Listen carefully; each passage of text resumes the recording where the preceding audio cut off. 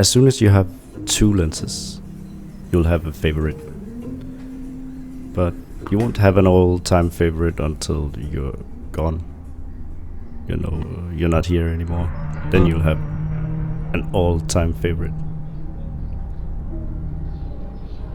But I'm still here. And I have an all-time favorite. I'm pretty sure. And I'm pretty sure because this lens to me has proved itself. It has sort of grown in under my skin. It's constantly the one that I take when I go on a travel. It's the only lens I take when I go on a travel.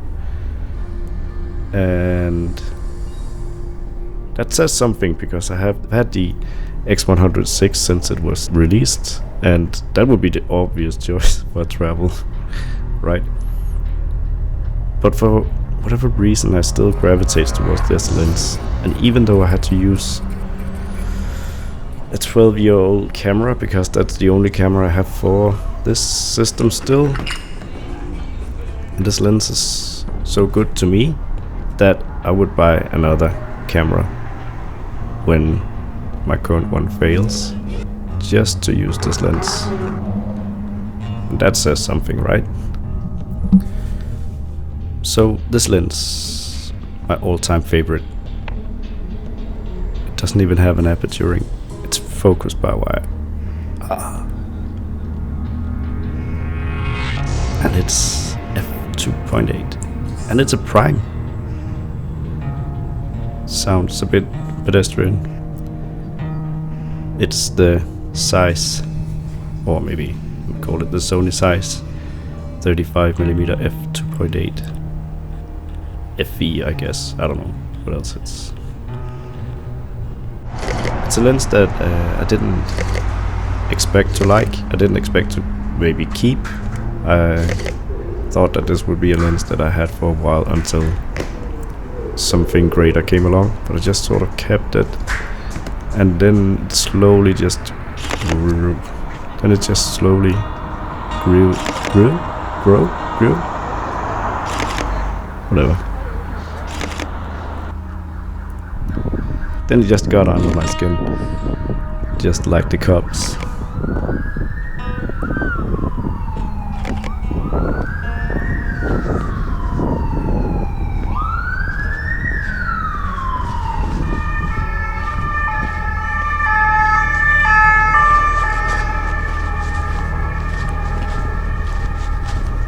Well,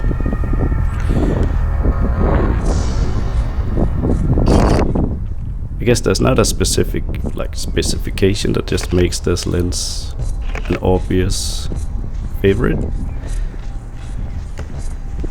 You just have to use it to figure out why it's amazing.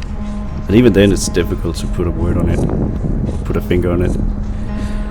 It just gives this a little bit of that medium format look. I just hate saying that because if you want a medium format look, you should shoot medium format. And when you shoot medium format, then the medium format look will look fake. But this lens has a little bit of that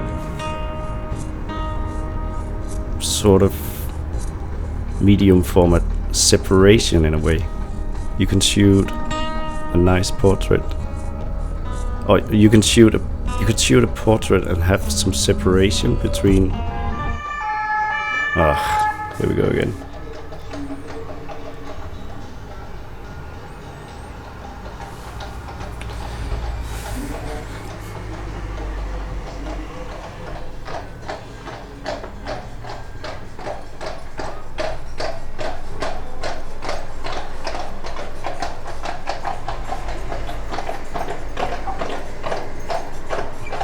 This lens is wide enough to capture a nice landscape, a cityscape, urban thing, and it's tight enough to give you a portrait with not too much distorted features, and the aperture is bright enough to create some separation. I wouldn't really call this bokeh.